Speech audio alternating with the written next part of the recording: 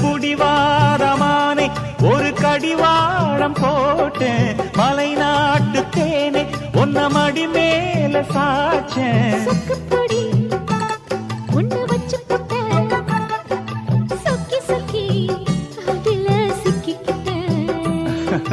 கிச்சிலி சம்பா குத்தி எடுத்தே மொச்ச குழம்பும் வச்சு எடுத்தே ஆமாடி அதுக்காகத்தான்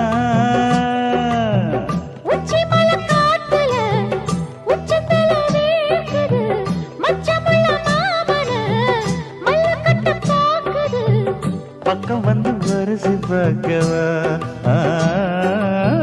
பந்தி வச்சு பசிய தீக்கவா